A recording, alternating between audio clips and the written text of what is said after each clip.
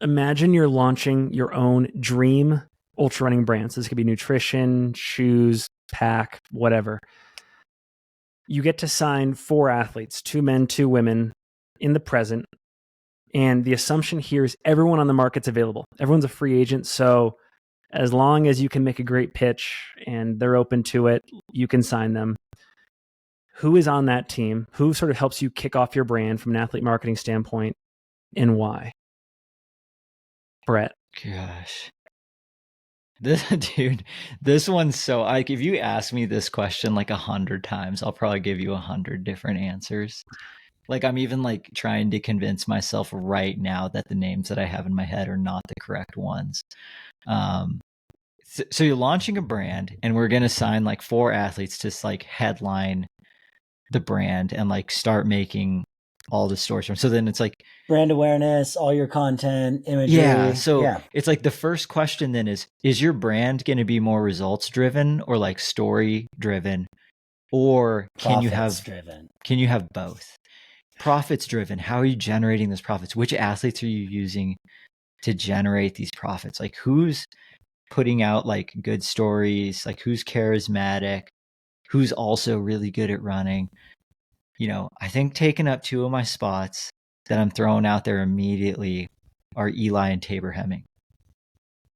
Like, okay. I love their YouTube channel. Also happen to be very good at running. They like to race a lot. They like to travel. They like to go be social. One second. Just overarching. Yeah. On your team, is performance or influence more important? I'm trying to ride this line of both. Like, I know I'm 4 spots.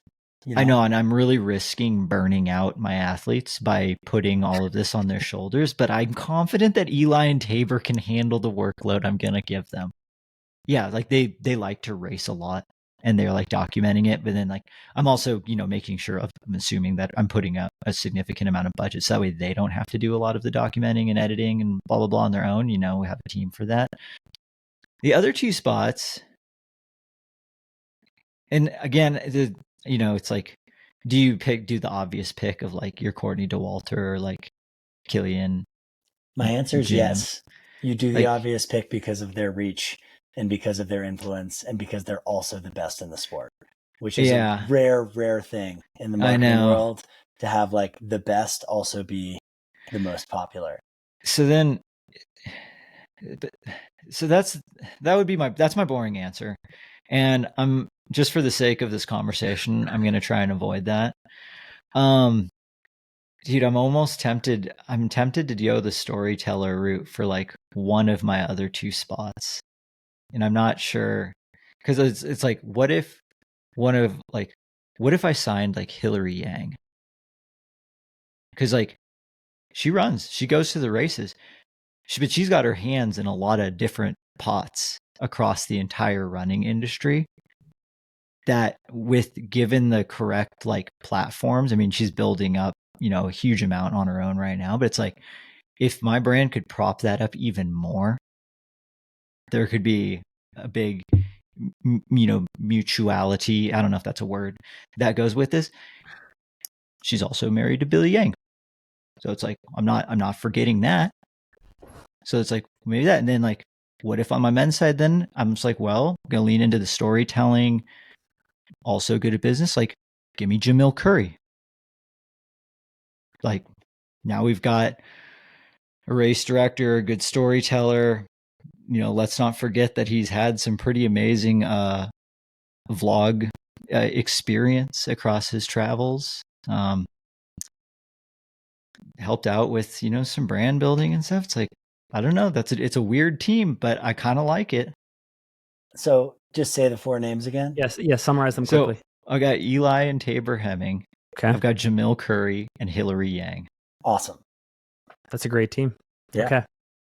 And I like the rationale. How about you, Jeff? I've got Zach Miller, Courtney Dauwalter, Cam Haynes, and Yao Miao. And Jamil was like do I substitute Jamil in for Cameron Haynes? Call him the manager. I think I was definitely thinking about reach and influence. Mm-hmm. I think Zach Miller might still be the most famous trail runner globally. Like his following might not show that. Maybe Zach and Courtney, I don't know. Just being at Worlds in Thailand and seeing all of the athletes from every different country lined up to get Zach's autograph was crazy. Interesting. Yao Miao, I want on my team for being on the performance end of like being the very best. And I think the distance that is going to be growing the most in the next couple of years in our sport, this 50K to sub ultra, also reaching the audience that I think is growing the most in our sport in the next decade. Cam Hanes, I think the storyteller, the huge influence, the reaching non-endemic, like trail core, I think is a really interesting one for Cam. I think Cam and Courtney would have really good banter and dynamic. I think they like do. And, as Michael Jordan says, Republicans buy shoes too. Courtney Dauwalter is like slam dunk for me. Courtney Dauwalter is as big as it gets. I mean, that's like no question. She could have the brand. And I think Jamil Coury, like we had this conversation at one point in time, like who's maybe the most influential person in the sport. And like in a lot of ways, Jamil, if you were to attribute the Mountain Outpost views to Jamil, that's the biggest influence in the sport.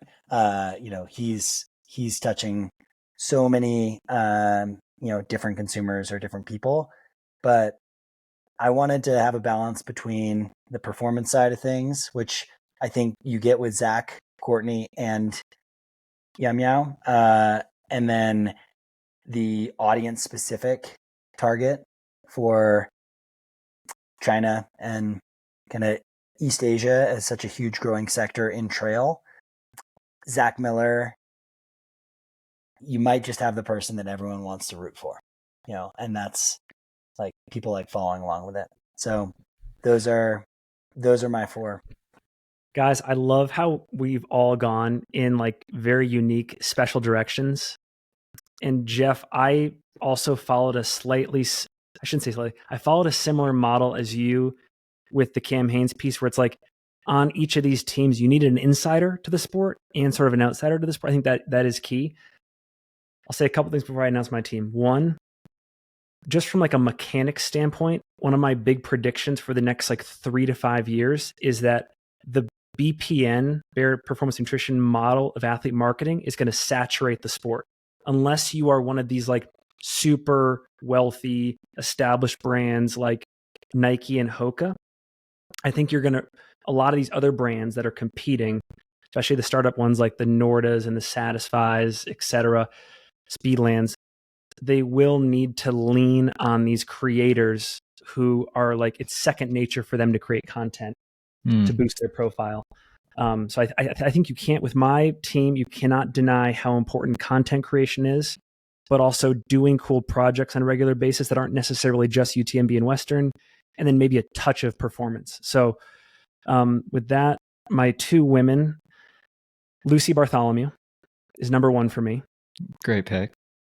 Great athlete. So, back-to-back years, top 10ing at UTMB, but is also an amazing storyteller. She's she's one of the very few people on Instagram where I actually look forward to her posts showing up in my feed. Like, just, I think is really just catalogs her career in the sport and kind of what's going on really, really well. From my understanding, she's a free agent at the end of this year, by the way. So if I was a brand, I mean, I'm hoping Solomon re-signs her and I hope she gets big money, but I think she'll be like one of those free agents to watch at the end of the year. My number two is Callie Vinson. I think she was on my short list as well. Yeah. Callie's an incredible storyteller, it's second nature for her to create content. I think she does a great job at bridging insiders in the sport and outsiders. I consider myself an insider and I enjoy following her content, but I know that she brings people in as well. And then she's always doing cool stuff. Like I think this year, I'm pretty sure she was trying to do Cocodona self-supported or something of that nature, like no crew, which is super cool. On the men's side, you guys might not know this name, but shout out Drew Darby. He definitely knows. Matt Johnson is my number one. Well, he's got a big social following. big social following, definitely an outsider to like the core scene, but didn't he just win a race? I don't know if he just won a race, but he just did that project of to the extent that this is possible, he did like an FKT across the state of Texas. Mm-hmm. And like he's just got an interesting persona. Like I think he like smokes cigarettes and like,